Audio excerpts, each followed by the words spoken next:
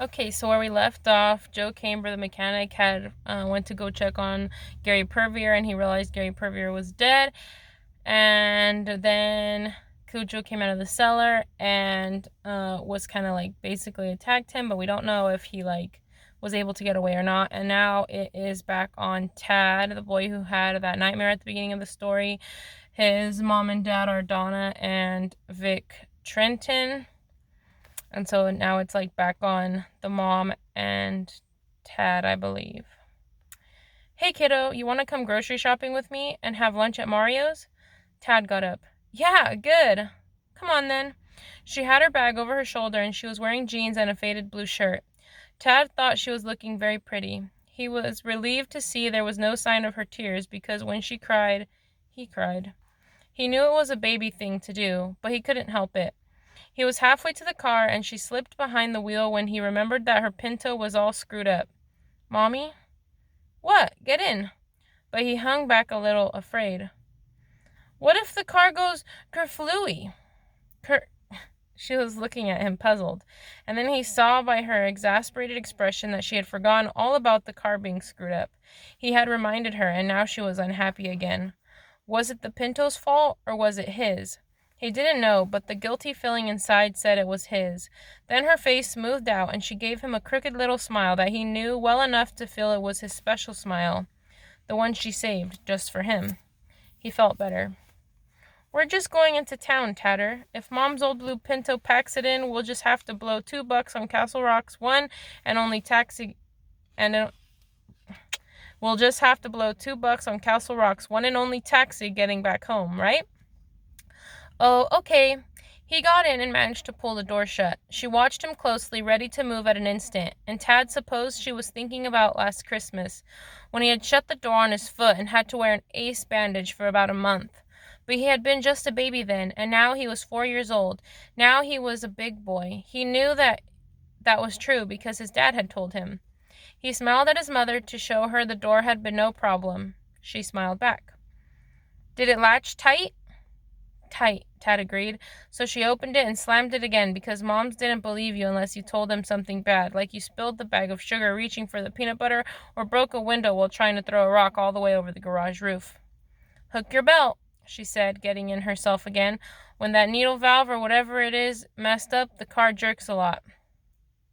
A little apprehensively, Tad buckled his seatbelt and harness. He sure hoped they weren't going to have an accident like in 10 Truck Wipeout. Even more than that, he hoped Mom wouldn't cry. Flaps down? She asked, adjusting invisible goggles. Flaps down, he agreed, grinning. It was just a game they played. Runway clear? Clear. Then here we go. She keyed the ignition and backed down the driveway. A moment later, they were headed for town. After about a mile, they both relaxed. Up to that point, Donna had been sitting bolt upright behind the wheel, and Tad had been doing the same in the passenger bucket.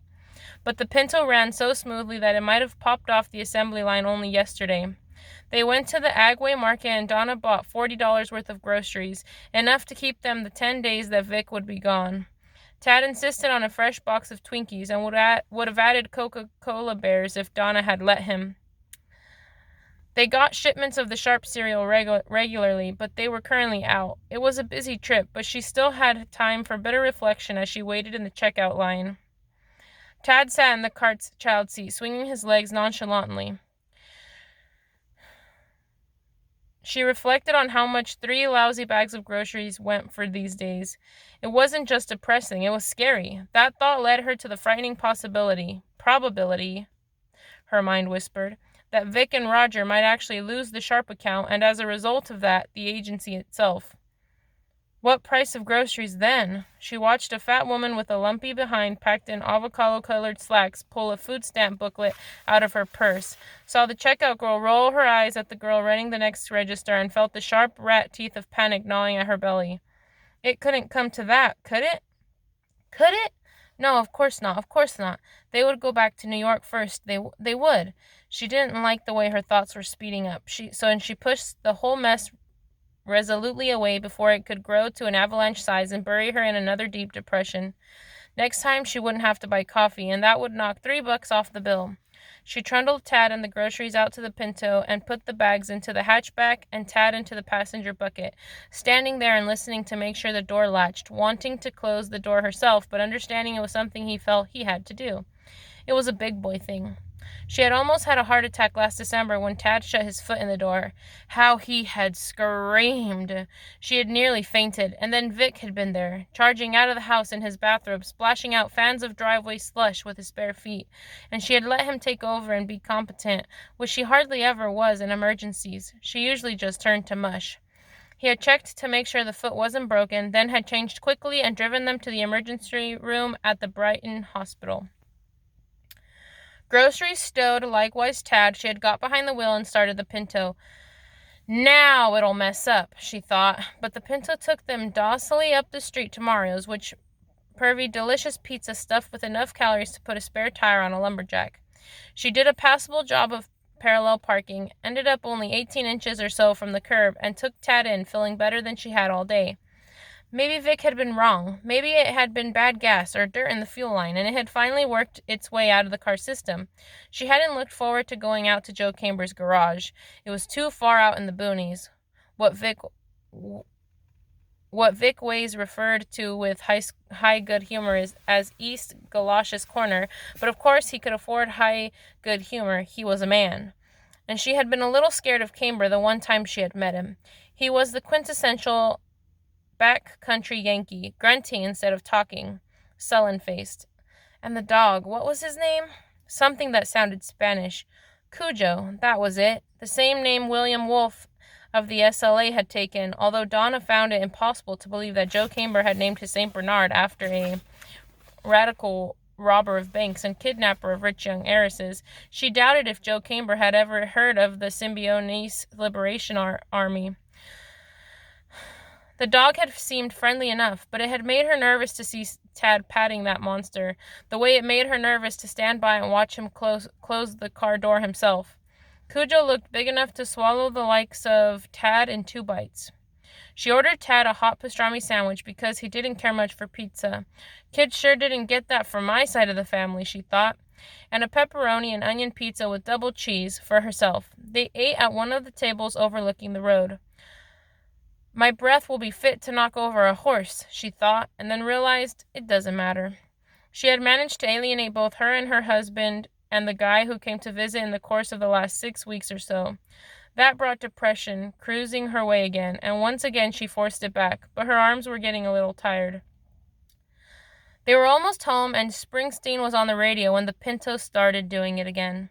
At first there was a small jerk. That was followed by a bigger one. She began to pump the accelerator gently. Sometimes that helped.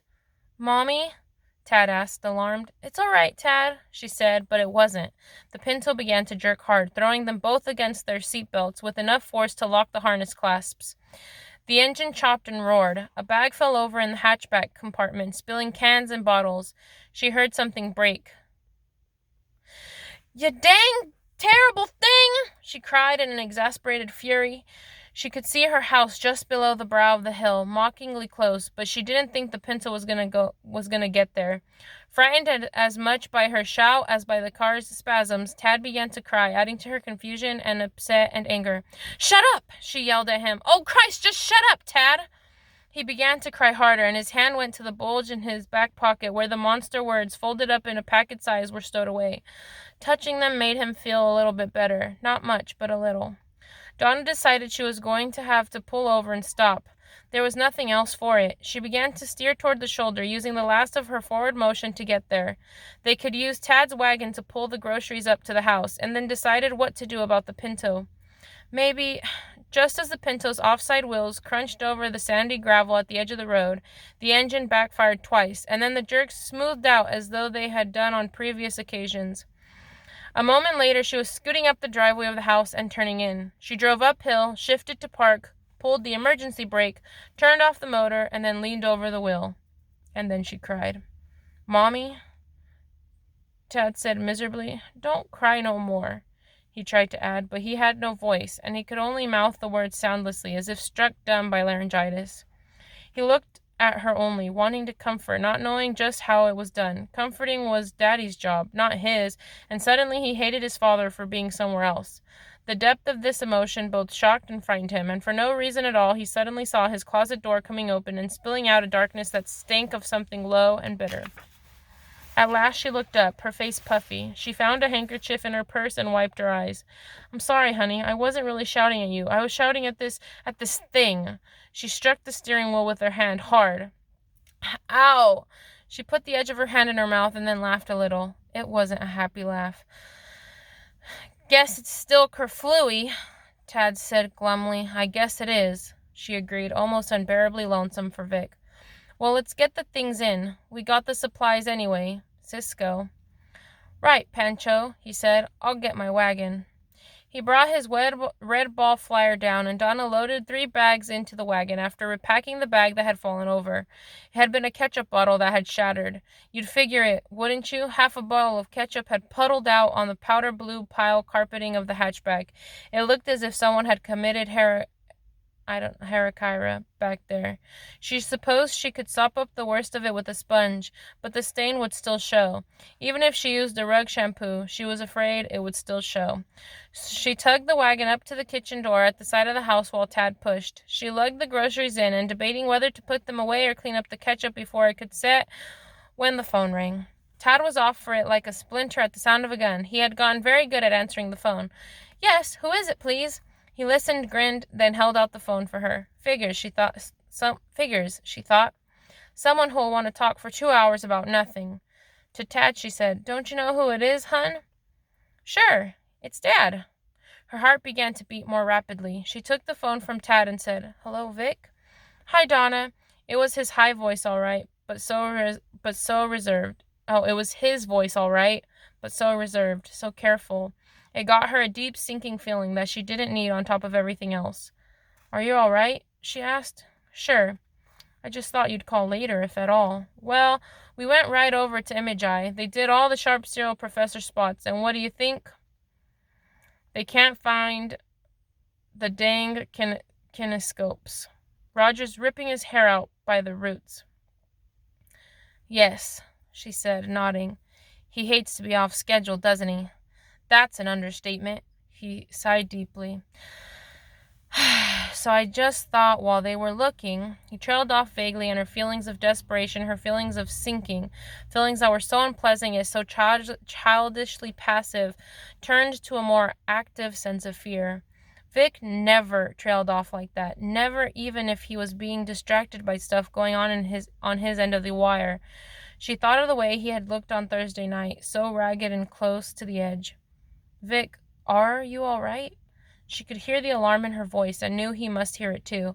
Even Tad looked up from the coloring book with which he had sprawled out on the hall floor, his eyes bright, a tight little frown on his small forehead. "Yeah," he said. "I just started to say that I thought I'd call now while they're rummaging around.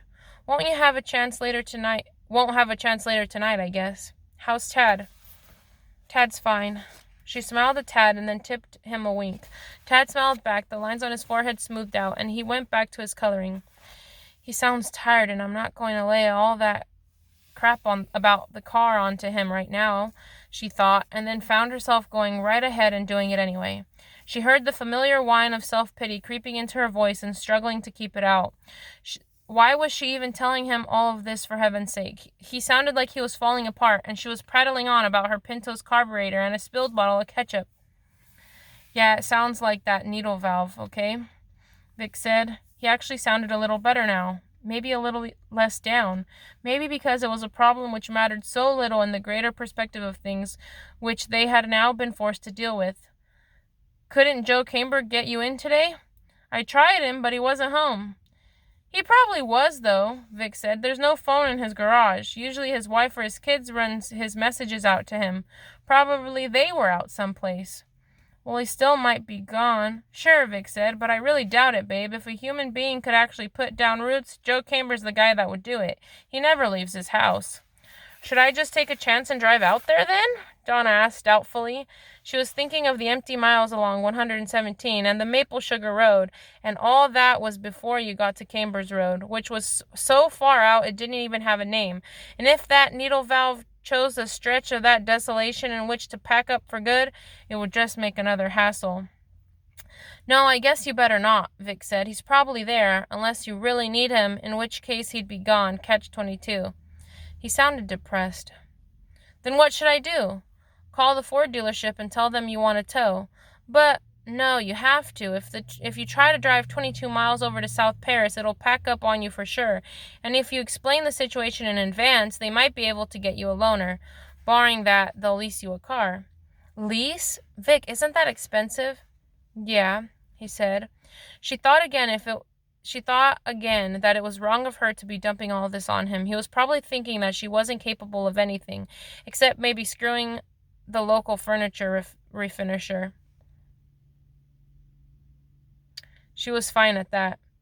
Hot salt tears, partly anger, partly self-pity, stung her eyes again. I'll take care of it, she said, striving desperately to keep her voice normal, light. Her elbow was propped on the wall, and one hand was over her eyes. Not to worry. Well, Oh, there's Roger. He's dust up to his neck, but they got the kinescopes. Put Tad Tad on the phone for a second, would you please? Frantic questions backed up in her throat. Was it all right? Did he think it could be all right? Could they get back to go and start again? Too late. There was no more time. She had spent the time gabbing about the car. She thought to herself, I'm so dumb. Sure, she said. He'll say goodbye for both of us. And Vic? What? He sounded impatient now, pressed for time. I love you, she said, and then before he could reply, she added, Here's Tad. She gave the phone to Tad quickly, almost conking him on the head with it, and went through the house to the front porch, stumbling over a haystack and sending it spinning, seeing everything through a prism of tears. She stood on the porch, looking out at 117, clutching her elbows, struggling to get herself under control. Control. It was all she could think about, and it was amazing, wasn't it, how bad you could hurt when there was nothing physically wrong?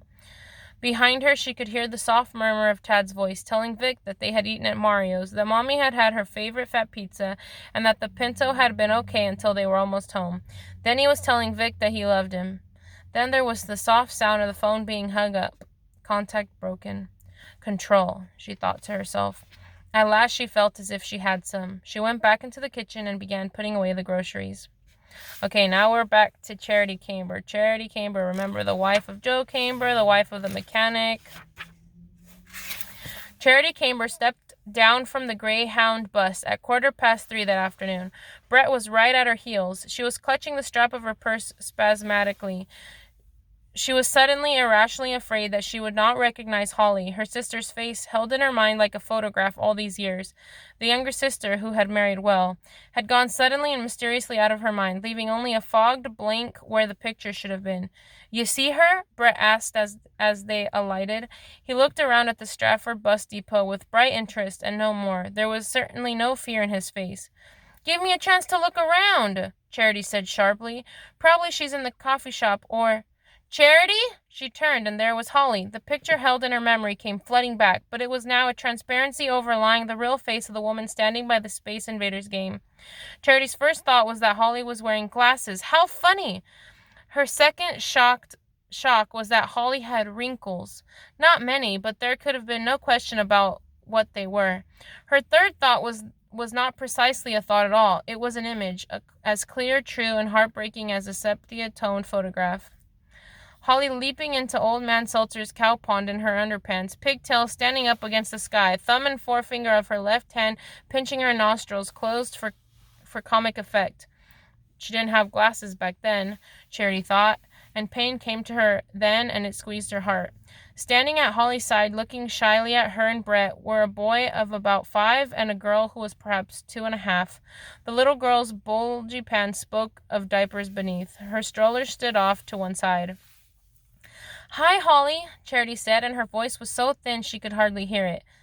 The wrinkles were small. They turned upward, the way her mother had always said the good ones did. Her dress was dark blue, moderately expensive. The pendant she wore was either a very good piece of costume jewelry, or it was a very small emerald. There was a moment then, some space of time. In it, Charity felt her heart fill with a joy so fierce and complete that she knew there could never be any real question about what this trip had or had not cost her. For now she was free. Her son was free. This was her sister, and those children were her kin. Not pictures, but real. Laughing and crying a little, the two women stepped toward each other, hesitantly at first, then quickly. They embraced. Brett stood where he was. The little girl, maybe scared, went to her mother and wrapped a hand firmly around the hem of her dress, perhaps to keep her mother and this strange lady from flying off together. The little boy stared at Brett, then advanced. He was wearing tough-skin jeans and a t-shirt with the word, "Here Comes Trouble," printed on it. "You're my cousin, Brett," the kid said. "Yeah. My name's Jim, just like my dad." "Yeah? You're from Maine," Jim said. Behind him, Charity and Holly were talking rapidly, interrupting each other and laughing at their hurry to tell everything right here in this Grimsby bus stop, south of Milford and north of Brightport. "Yeah, I'm from Maine," Brett said. "You're 10. Right? I'm 5. "Oh, yeah?" "Yeah, but I can beat you up."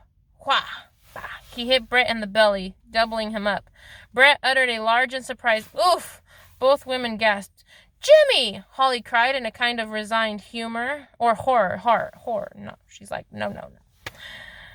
Brett straightened up slowly and saw his mother watching him, her face in a kind of suspension. "Yeah, you can beat me up any time," Brett said and smiled. And it was all right. He saw from his mother's face that it was all right, and he was glad. Okay, and that's where we're going to stop today. When we come back tomorrow, we'll be reading again about Donna and Tad, and that's where I think they're figuring out the car situation. They're going to take it over to Camber's place, which we know that Camber's place has some problems. The dog has some issues, so that could only, I don't know what's going to happen there. And that's it, folks.